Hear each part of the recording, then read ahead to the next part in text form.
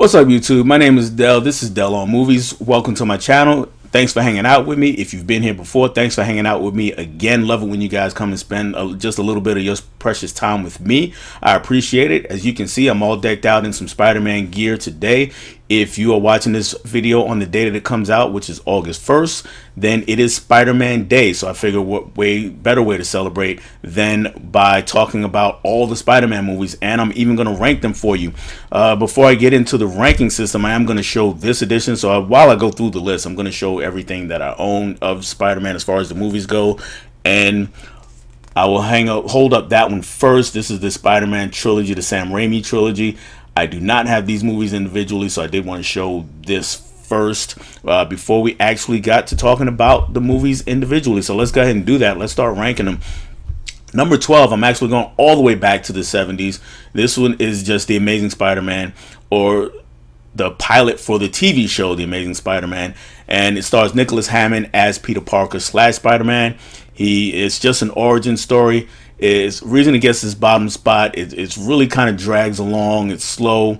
Other than Spider-Man, there's really no recognizable characters. I think Aunt May pops in for like 30 seconds, and that's really about it. So other than that, it's the special effects for the time pretty weak. The spider webs, they look like ropes. You see him climbing on some things, and like it's his image superimposed over a house, over the roof of the house. So it's all pretty funny to watch, and the fight scenes are pretty bad. It's good for a giggle, but not a high quality movie. So that's why that one gets the bottom spot.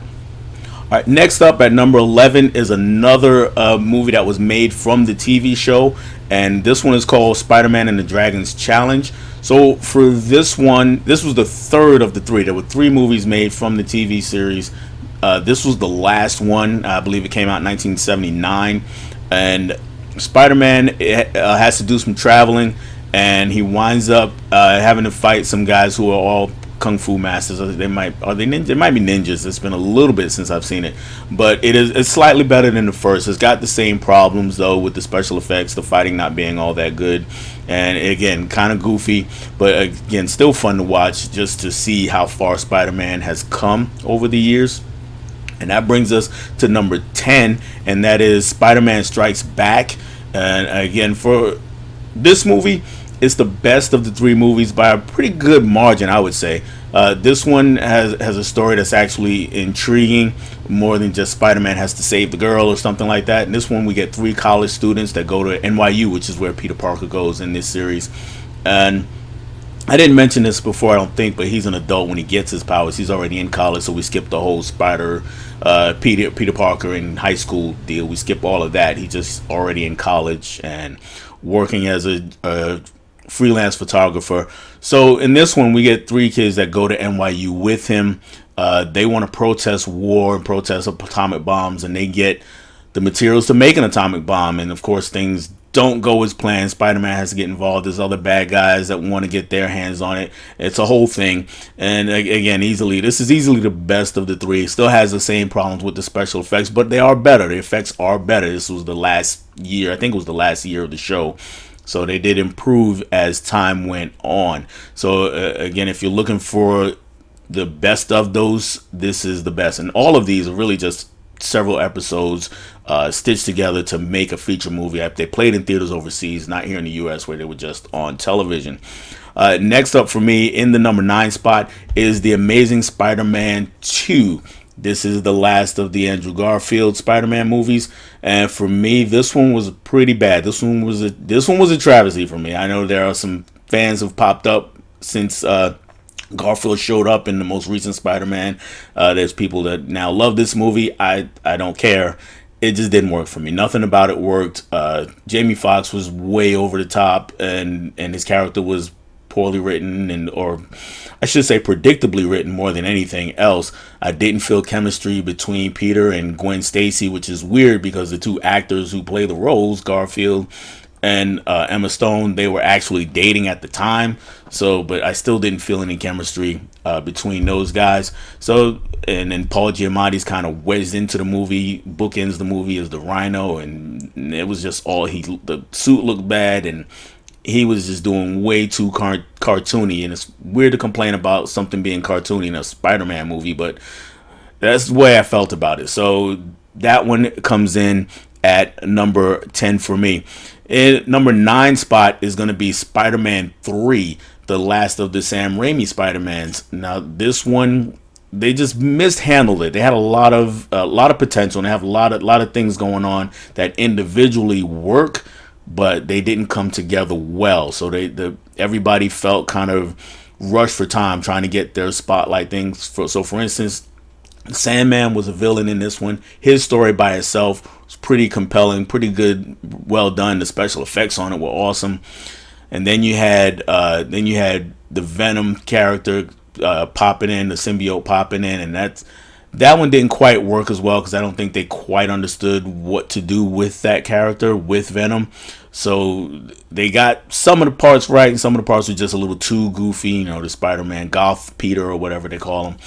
And then, of course, we had the Hobgoblin, and that arc had been building for 3 movies, and then they kind of rushed that along, and that could have been its own movie. So when you put it all together, it just felt messy and overcrowded. So it didn't quite work out. It still got some good things in it. It's the best as far as the best looking of the 3 Raimi movies as far as special effects go, but as a whole, it just doesn't really work. Moving on to number 7 is going to be the first of the Andrew Garfield movies, The Amazing Spider-Man. It's fine. I don't dislike this movie. I actually kind of like this movie, but it's a retread. It felt unnecessary because it came not very long after the Sam Raimi movies, so it felt like just redoing it just for redoing its sake, which is pretty much it was. If you know the story behind the movie, they made this movie, basically Sony did, so they can retain the rights to the character, the movie rights to the character, and they really just redid the first Spider-Man movie again.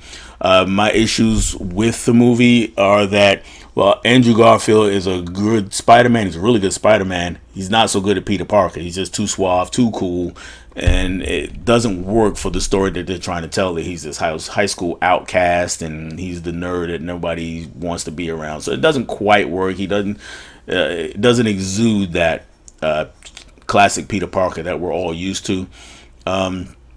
But overall, it's fine. It's a pretty good movie. It's not terrible. I can watch it. Next up is Spider-Man Far From Home. This will come in at number 6 for me. Spider-Man Far From Home, to me, is the weakest of the newer of the MCU Spider-Man movies. It's again not a bad movie. I did like it.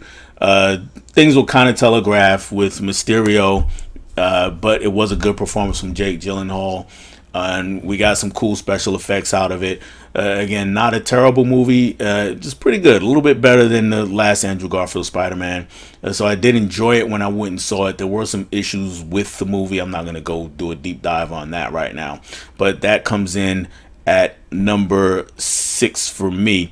At number 5, I think I said number 5 before, so that actually number 6. At number 5 is the first Spider-Man movie directed by Sam Raimi. This might sound like blasphemy to some of you guys. I know for a lot of people that's going to be a lot higher up the list. It works well enough for me. It's a good movie. I really enjoyed it. I remember all the hype surrounding it. I went to theaters and saw it back in the day. I really enjoyed it. I still really enjoy it. It's just a notch below the ones ahead of it for me, that I have ahead of it anyway. So this one, Tobey Maguire makes a great Peter Parker. It was okay as Spider-Man, but he's a great Peter Parker, which is really what the Raimi trilogy is built on. So it really does work, and it kind of sets up the character. It's a little slow going at the beginning, but that is just building up the Spider-Man lore. The best thing this movie did for me was actually give Spider-Man organic webs. So I know it's not comic accurate. I know in the comics he's always made his own web fluid and got the wrist shooters and all that kind of thing. I always thought that was a bit silly to me, because if you gave him all the other attributes of a spider, why couldn't he make his own web? It felt like that was just a thing too far, where he could leap 3 stories or even more than that. He could leap several stories at one time and pick up cars and he can do all these things, but shooting webs is one step too far. I always thought that was kind of silly, so I really love the idea of him having organic webbing. And yeah, it does come up in another movie later on. And all these movie times I say it's coming up in another movie, you guys already know what it is.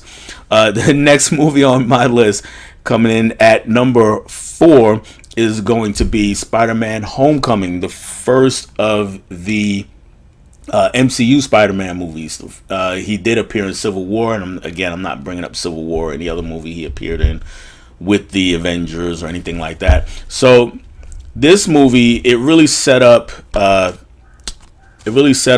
Holland gave Tom Holland room to breathe, I should say.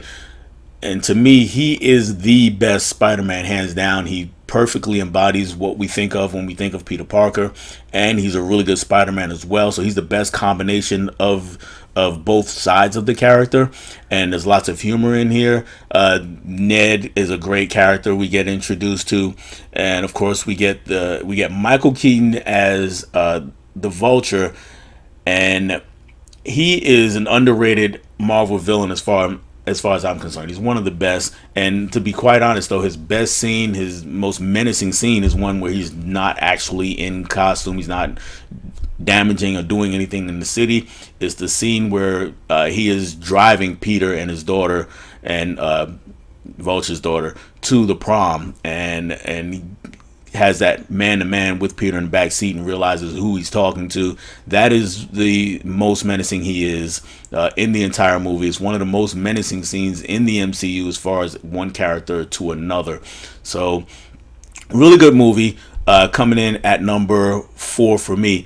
Number 3 is the latest Spider-Man movie, Spider-Man No Way Home. So, for me, I know a lot of people have this even a little bit higher, even in either one of the first 2 spots. I don't. I have it in 3rd. I really enjoyed this movie. I did have one big problem with this movie, and that is the Doctor Strange character. So Doctor Strange is, he's already been set up as, a brilliant person in his own solo movie and in Infinity War and Endgame, where he looks through all the possibilities of what could happen and then decides on a course of action. But in this movie, he abandons all that. He just does the first thing anybody says to him. So Peter comes up and says, "Hey, can you do this?" And he says, "Sure," without thinking of the consequences whatsoever of doing such a thing. So that never sat right with me, that he would just automatically do that. And I know in the movie they kind of address it, but it still doesn't sit right with me. The best thing about this movie, of course, is all the nostalgia that it gives us by reintroducing a lot of characters. I'm not going to spoil it for people who haven't seen it, even though I'm sure everybody's seen it. But there might be somebody who hasn't. Reintroduces a lot of characters, and the storyline as a whole, and why Peter wants to do what he does in the movie, it does really work, and it's a really entertaining movie. So that gets my 3rd spot. And number 2 is the movie that I previously had at number 1 before my number 1 came out. This is Spider-Man 2, the second of the Sam Raimi trilogy, obviously. This movie, everything about it works for me. Doc Ock is a great villain, but more than that, the existential crisis that Peter Parker is going through really carries the movie, and they really dig into it, and they get deep into the character. The chemistry between he and MJ is really built. It's implied. They work on it in the first movie. They lay the foundation for it, but in this movie, it's really solid. We actually start to feel for them more as a couple, because we get to see her feeling for him as much as he feels for her, which in the first movie, of course, it was felt one way for a lot of the movie. This time we know it's a two-way street between them, and we can get more, we can feel more from that than we could just one character being the one and the other one not really being into it that much. So combine that with the whole Doc Ock story and how he becomes a sympathetic character towards the end of the movie, or throughout the movie, really, he becomes a sympathetic character, and that makes it my number 2 of the Spider-Man movies, which, if we're counting along at home, or we're listening to the titles I've been saying, you know what my number one is, and that is Spider-Man Into the Spider-Verse. So for this one, it's, again, if everything about Spider-Man 2 works for me, then definitely everything about Spider-Man Into the Spider-Verse works for me. It introduces Miles Morales as our new Spider-Man, but it doesn't abandon the Spider-Man. We get Peter Parker in the movie, and we get lots of other Spider people, as they say in the movie. The story works fantastically without feeling cluttered, even though there are tons and tons of characters in this movie. It doesn't feel cluttered. The art style, the animation is amazing. And we get those heartfelt moments between Miles and his uncle, Miles and his dad. Not as much with Miles and mom. They maybe could have did a little bit more there, but definitely with Miles and his dad, Miles and his uncle. And then we get the old, or Peter, and the new Aunt May. It's if you haven't seen it, I may sound like I'm kind of talking in riddles here, but it is definitely worth your time. It is my favorite Spider-Man movie. I'm looking forward. I'm really excited about the next Spider-Verse movie, which we are getting. And until then, those are my rankings. I may do this again after I see that movie. Hopefully, let me know what you guys think. What's your rankings for the Spider-Man movies? The one you've seen. I doubt a lot of you have seen the 70s ones, and that's fine. But how do you rank the other movies? Let me know down in the comments, and we can definitely have a conversation about that. That's all I have for you guys. I'll catch you on the next one. Bye.